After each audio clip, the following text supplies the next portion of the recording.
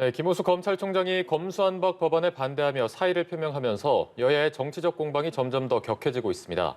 한편 자녀의 의대 편입학 의혹을 받고 있는 정호영 복지부 장관 후보자는 기자회견을 열고 부당 행위가 없었다며 정면 돌파 의지를 밝혔습니다. 네, 두 분과 정치권 소식 짚어보겠습니다. 김성회 전 더불어민주당 선대위 대변인, 이종훈 정치평론가와 함께합니다. 어서 오세요. 안녕하십니까? 안녕하세요. 네.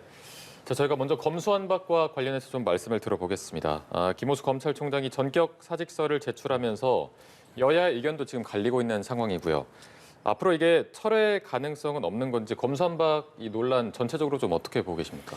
전 뭐 철회 가능성은 일단 낮다라고 보고요. 일단 그 수사권 분리하는 걸 먼저 해놓고 그 뒤에 다음 대책은 3개월 동안 이제 주어진 기간이 있으니까 그 기간에 필요한 입법을 하면 된다라는 입장으로 정리가 되고 있습니다. 그리고 이제 이 문제가 왜 지금 갑자기 하느냐라고 하는데 사실은 문재인 대통령의 공약이기도 했고요. 그 이후로 꾸준하게 추진을 해오면서 국회에도 뭐 수십 차례 토론회 등을 열어서 여러 가지 대안들은 다 만들어져 있거든요. 심지어는 2019년 권성동 의원도 수사권 분리하는 법안을 이제 국민의힘에서 낸 적도 있고요. 그래서 논의는 충분히 되어 있기 때문에 지금 사실 이제 놓여져 있는 것 중에서 무엇을 고를 건지에 대해서 서로 정하기만 하면 되는 상황이기 때문에 저는 수사권 분리는 순서대로 진행하지 않을까라고 일단 예상해 보겠습니다. 네, 지금 뭐 갑작스럽게 진행되는 게 아니라 꾸준히 이제 준비가 되는 과정이었다 이렇게 말씀해 주셨고, 그런데 또 검찰 고위 간부가 이제 줄 사퇴할 가능성도 나오고 있습니다. 평론가께서 좀 어떻게 보고 계십니까?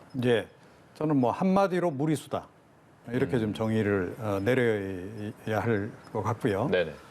그리고 이 시점도 굉장히 좀 부적절한 시기에 지금 추진하려고 한다.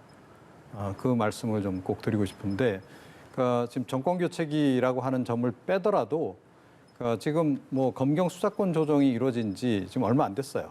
그래서 사실은 검경 수사권 조정 이후에 지금 경찰의 수사가 제대로 자리를 잡고 있는 상황이냐? 그렇지 못하다라는 거죠. 공수처도 뭐 아시다시피 지금 만들어는 놨는데 기소도 제대로 못하는 그런 그 공수처 무능력한 공수처라고 하는 비판을 지금 받고 있어요. 정상화가 아직 안 돼 있는 거죠. 또 국가수사본부를 지금 검경수사권 조정 이후에 만들었는데 국가수사본부가 그럼 제대로 작동하고 있느냐? 제대로 작동을 못 하고 있어요. 수사가 지금 특히 민생 관련한 수사조차도 지금 제대로 진행이 안 돼가지고 지연되고 있는 그런 그 상황이라는 거죠. 그래서 사실은 이제 국가 치안 상태가 좀 상당히 좀 불안정한 그런 국면인데 여기에다가 지금 또 기름을 붓겠다. 지금 이제 그런 그 의도라는 거죠. 그리고 임기 말에 굳이 이렇게까지 서두르는 이유는 결국은 다른 정치적 이유. 그러니까 본인들이 이야기하는 정치 보복을 막기 위해서, 다르게 이야기하면 권력형 비리 수사를 막기 위해서 하는 거로 볼 수밖에 없다. 그런 점에서 굉장히 부적절할 뿐만 아니라 시기적으로도 무리수다 이렇게 생각을 합니다. 네, 청와대는 아직 국회가 논의할 사안이다 이렇게 언급을 하면서 검수완박 입법과 최대한 거리 두기를 해온 상황입니다. 일단 김호수 검찰총장이 사직서를 제출을 했고요.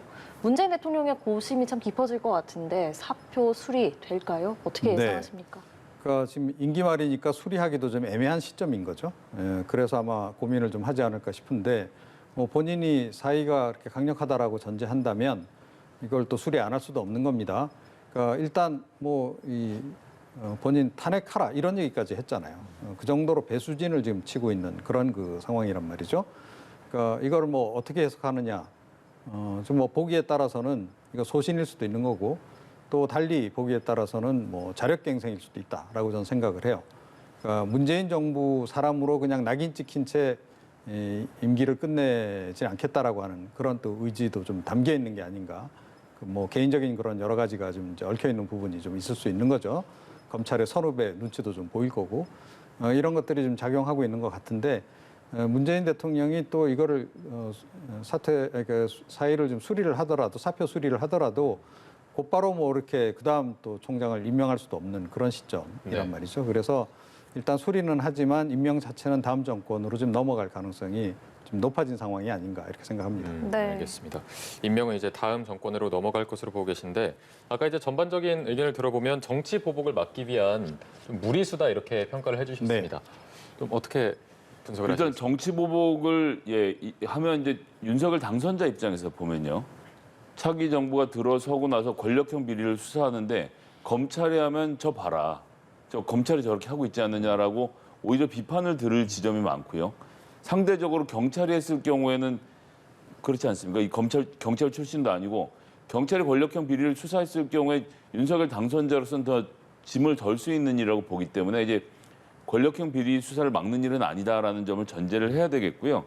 지금 문재인 대통령과 관련돼서 무슨 범죄 혐의가 드러난 게 있느냐. 예전엔 정부대 쪽 보시면 알겠지만 이 정도 된 무슨 뭐 형님이 뭐 자식이 뭐 어쩌지 되게 시끄러운 일들이 많았는데 이번 정부엔 그런 종류의 소위 말하는 구조적인 권력형 비리나 친인척들의 이런 큰 문제가 없었습니다. 뭐가 덮인 게 없잖아요.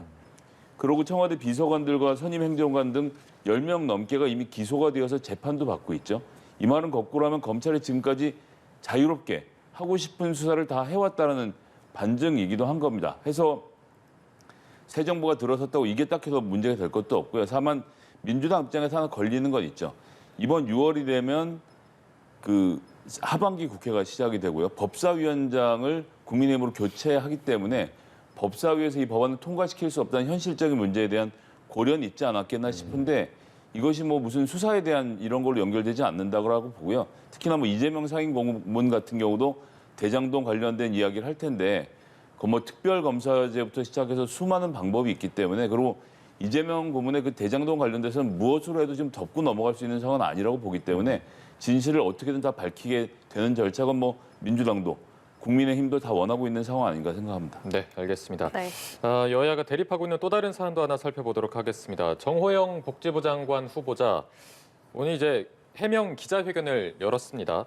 지금 자녀의 의대 편입학도 있고 아들 군면제 논란도 있는데 일각에서는 이제 자진 사퇴할 것이다라는 의견도 있었지만 이제는 뭐 좀 정면 돌파하겠다 이렇게 보면 될까요? 그러니까 저희가 청문을 왜 하는지를 다시 돌아봐야 됩니다. 그러니까 구체적인 사안에서 불법이 있느냐 없느냐 이런 차원보다는 공직자의 자질을 보는 거거든요. 그런데 이분 지금 경북대 의대에 병원장 하던 시절에 아들, 딸 두 분이 전부 다 편입을 해 들어왔는데 4년 동안 존속해서 이 제도에서 의대의 자녀분들 중에서 혜택을 본 사람 딱 뭐 혜택이라는 표현이 좀 이상합니다만 이 두 사람만 합격을 했다는 점이 하나. 그다음에 군 면제 문제도 마찬가지입니다. 척추가 아플 수 있죠.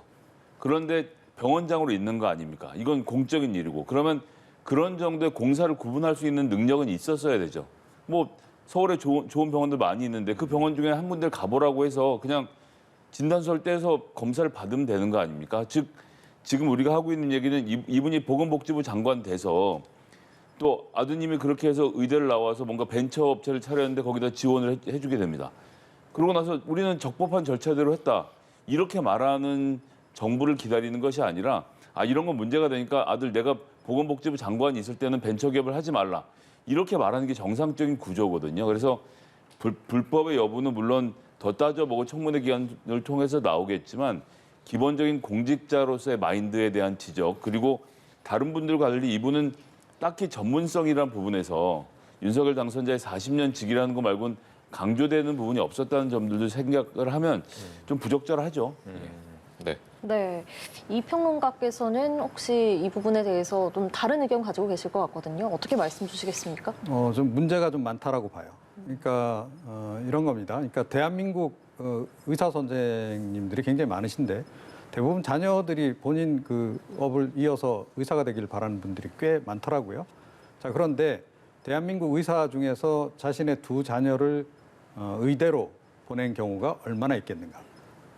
좀 축소를 시켜서 대한민국 의과대학 교수 중에서 자신의 두 자녀를 이렇게 편입으로 자신이 근무하는 학교에 편입시킨 경우가 과연 몇 명이나 있을까?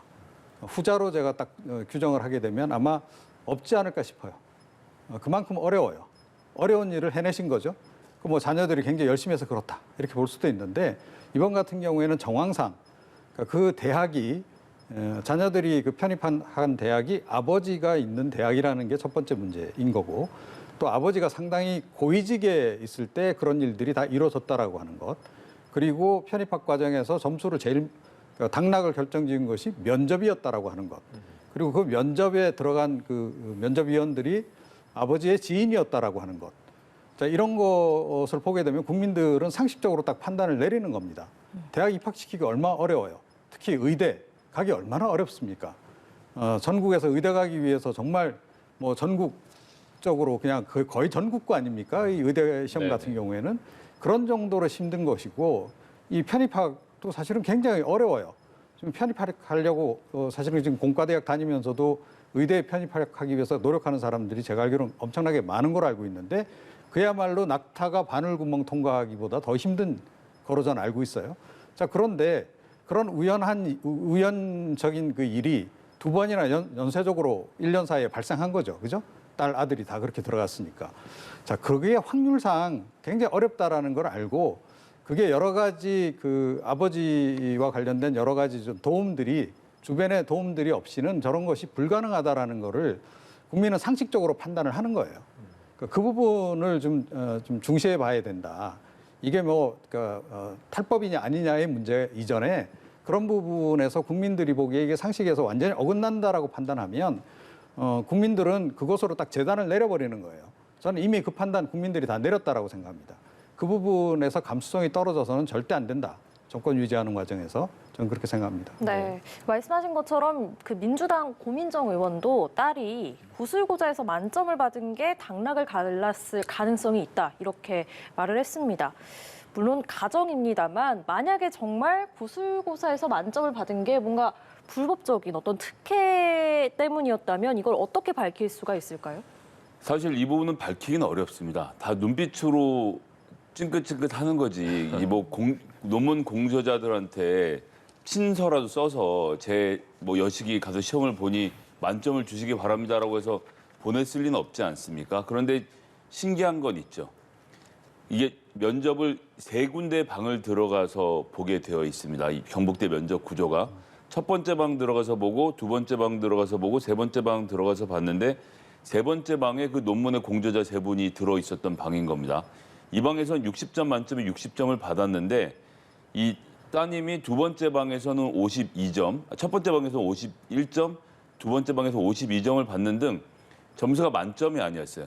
그런데 다른 비응시자 같은 경우는 두 번째 방에서도 만점, 세 번째 방에서는 57점, 첫 번째 방에서는 만점을 받았거든요. 이 얘기는 뭐냐면 어느 방에 들어가도 면접 실력이 대충 균일하기 때문에 비슷한 점수를 받는 게 당연한데 네. 52, 51을 받다 갑자기 60을 받았다라고 하면 이게 원래대로 평균대로 52점을 받았다라고 생각하면 지금 낙선하신 분 중에서 최고점자와 이분의 점수 차이가 6.8점밖에 차이가 안 나거든요. 그러면 당락이 바꿀 수도 있는 구조가 되는 건데 다시 말씀드리지만 뭐 이런 건 수사를 해도 나올지 여부는 잘 알 수 없지만 기본적으로 공저자가 한 방에 몰려있고 그 방만 점수가 높다라고 하면 국민들이 이상하게 생각하는 것이고 나는 법적으로 아무 문제가 없으니까 장관을 할 수 있다. 혹은 당선자 입장에서 법적으로 먼저인데 왜 못 시키냐라고 하는데 여긴 지금 정치의 영역이잖아요. 이분은 지금 장관을 하실 분이고 말 그대로 이 오얏나무 아래서는 이 가끔 남매는 사람이 되어야 하는데 과연 그렇게 하고 있는가를 묻고 있는 거죠. 아까 이제 평론가께서는 국민들은 이제 판단을 내렸을 것이다 이렇게 말씀해 주셨는데 윤 당선인 측은 국민의 납득 여부를 지켜볼 것이다. 또 조국 전 장관 때와는 다르다 이런 입장을 밝히고 있습니다.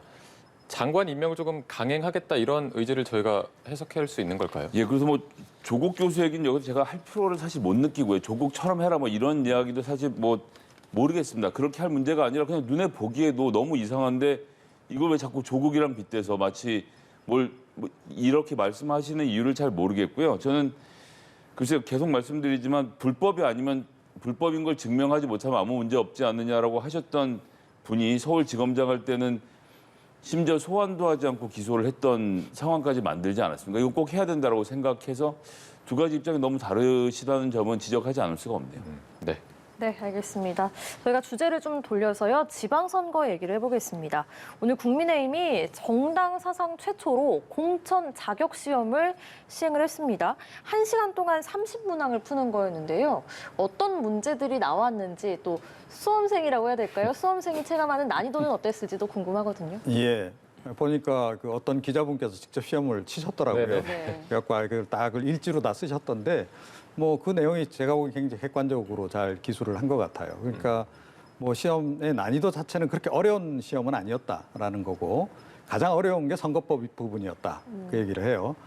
그리고 나머지는 뭐 그냥 상식적으로도 판단 내려서 어느 정도는 그 맞출 수 있는 그런 그 문제였던 것으로 이렇게 이제 보이고, 이 시험 자체가 그러니까 이 득점 순위로 이렇게 컷하는, 위에서부터 쭉 자르 몇 명 이렇게 컷하는 이런 개념이 아니고, 그냥 그 평균 점수 이상, 그러니까 60점 이상, 70점 이상만 통과되면 그냥 통과시키는, 그러니까 자전거 네. 운전, 아니 자동차 운전면허 필기시험 비슷한 그런 네. 개념이라서 아마 이제 지나치게 좀 기본적인 자질이 안 된 사람을 걸러내는 그런 그 시험이었던 것 같아요. 그래서 난이도는 그렇게 어렵지는 않았던 것으로 그렇게 좀 알려지고는 있습니다. 네. 네. 자, 국민의힘은 공천 자격 시험을 치르는 상황에서 민주당의 입장을 보면 오늘 또 송영길 전 대표가 서울시장 출마 선언을 공식적으로 했습니다.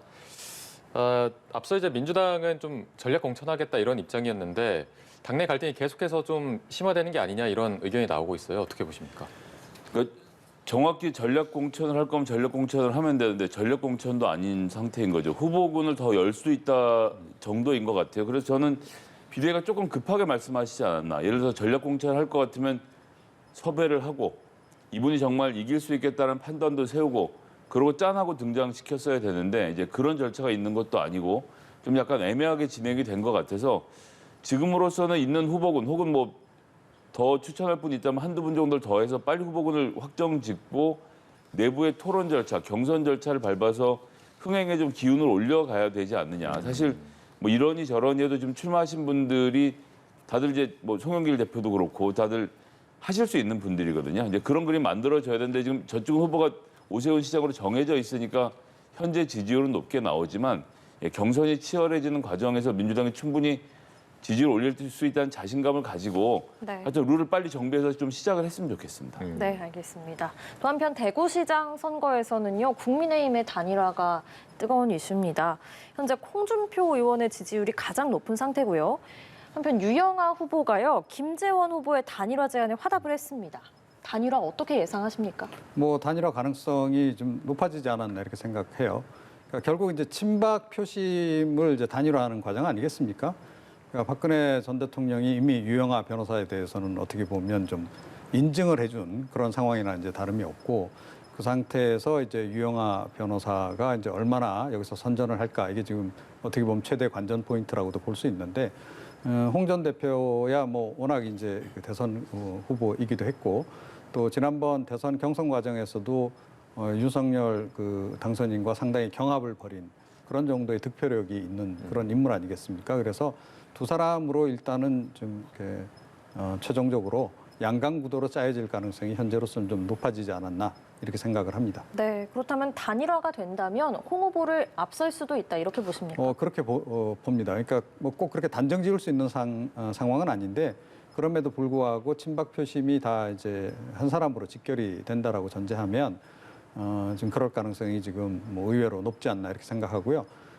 박근혜 전 대통령이 지금 뭐 특별 사면 받으시고 저쪽으로 지금 주거지를 정함으로 해서 대구 경북 지역 전체에서 친박 바람이 불 가능성이 굉장히 높아졌다.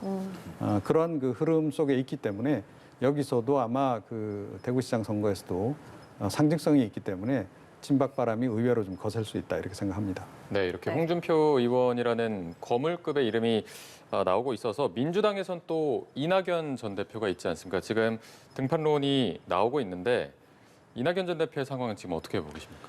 이낙연 전 대표는 글쎄요, 출마를 예를 들어서 비대위가 정말 조정을 할 거였으면 한참 전에 뭐 예를 들어서 경선 없이 전략 공천을 이낙연으로 하겠다 이런 얘기를 지금으로부터 한 3, 4주 전에 했으면 모르겠습니다만 지금 이 상황에 와서 이낙연 후보 본인도 지금 와서 나를 단수로 전략 공천을 해달라 이런 요청을 하실 분도 아니고요. 당의 비대위에서 지금까지 준비하고 있는 상황을 싹 무시하고 그렇게 할 수 있는 상황도 아니고 직전에 대선을 뛰셨던 분이 갑자기 또 경선 후보로 나와서 지금 뛰어들어서 경기를 한다. 이것도 좀 되게 여러 가지로 다 애매해져서요. 이 문제만큼은 좀 당내에서 비대위와 후보들이 모여서 좀 수기를 해서 정치적으로 정리를 했으면 좋겠습니다. 네. 지금 당장으로서는 출마의 가능성을 점쳐보기 사실 어렵네요. 지금 상황에서 그렇다면 민주당은 어떻게든 당내 갈등이 조금씩 불거지고 있는 상황인데 6월 1일 지방선거도 얼마 남지 않았습니까? 지금 상황이라면 어느 당이 조금 더 유리하다 이렇게 예측을 하고 계십니까? 뭐 지금 상황에서는 사실 윤석열 당선자 당선이고 5월 10일에 취임을 하고 나면 딱 3주 있다 치러지는 지방선거이기 때문에 국민의힘에게 유리할 수밖에 없고요. 그런데 다만 지난번 지방선거에서 이 민주당의 성적이 워낙 좋아서 얼마나 빠질 것인지를 놓고 겨루게 되는 거라 어느 쪽이 이겼다고 말하기가 되게 어려운. 어쨌든 민주당은 지난번보다 덜 하면 무조건 잘 안 됐다는 얘기를 들을 수밖에 없고요. 국민의힘과의 승부에서 결국 결정적인 것은 서울과 경기에서 누가 이기느냐의 싸움이 사실은 다른 지역을 좀 압도하는 그림이 만들어지지 않을까 생각을 합니다. 네. 네. 평론가께서는 좀 어떻게 예측을 하십니까? 예. 그러니까 뭐 이제 통상적으로는 아무래도 이제 대선 직후에 치러지는 그런 선거이기도 하고 또 이제 새 대통령 취임 직후에 또 치러지기도 하고 그런 흐름으로 볼 때는 새 대통령에 대한 국민적 지지율이 통상 그 임기 초에는 높지 않습니까? 그래서 이제 뭐 상당히 압도적인 국민의힘 후보들의 승리로 귀결될 가능성이 높다 이렇게 봐야 되는 건데 그런데 지금 윤 당선인의 지금 국민적 지지율이 그렇게 높지가 않다라는 거예요.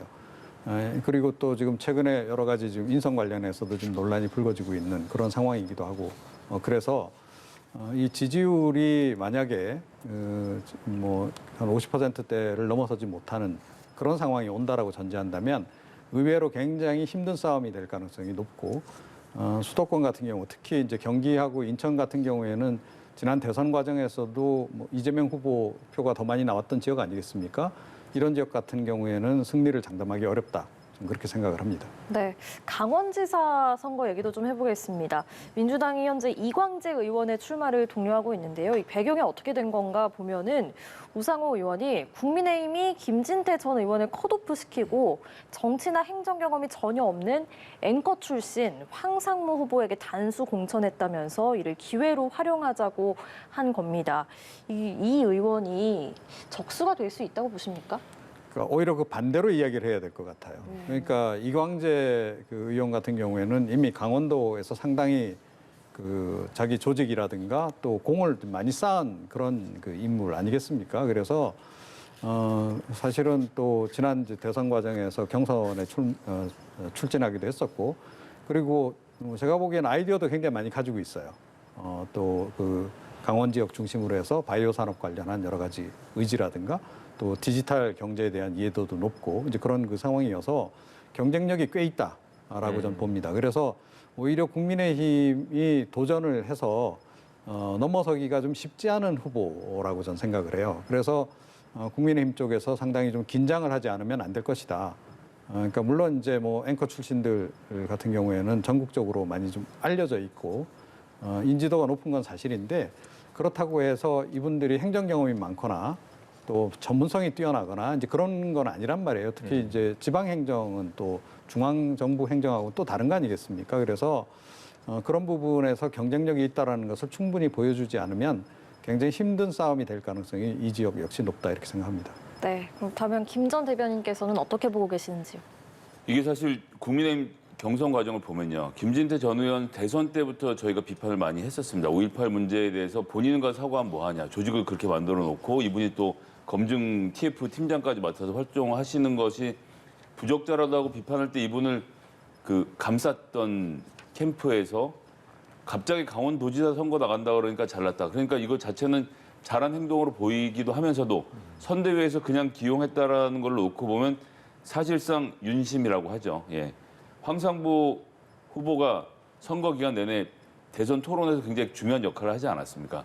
그것에 대한 보훈의 성격이 강하다. 결국 이번 선거에서 당선자가 각 지역에 본인과 가까운 사람들이 좀 잘 됐으면 좋겠다라는 의지를 담았다는 것을 뭐 전 숨김없이 드러냈다라고 보고요. 그런데 또 선거 전략으로 봐도 이광재는 제가 보기엔 출마 가능성이 높다고 보여지는데요. 네. 김진태 의원보다는 좀 새로운 캐릭터가 가서 한번 부딪혀보는 게 나은 그림을 그릴 수 있겠다라는 생각도 충분히 했을 것 같습니다. 이광재 의원이 지금은 뭐 딱 출마 의사를 밝히지 않았지만 현재 민주당의 후보가 없는 여러 가지 사정들을 고려했을 때는 결국은 도지사로 나서게 되지 않을까 좀 그렇게 전망해 보겠습니다. 네, 알겠습니다. 저희가 오늘 말씀은 여기까지 듣도록 하겠습니다. 지금까지 김성회 전 더불어민주당 선대위 대변인 이종훈 정치평론가 두 분과 함께했습니다. 고맙습니다. 고맙습니다.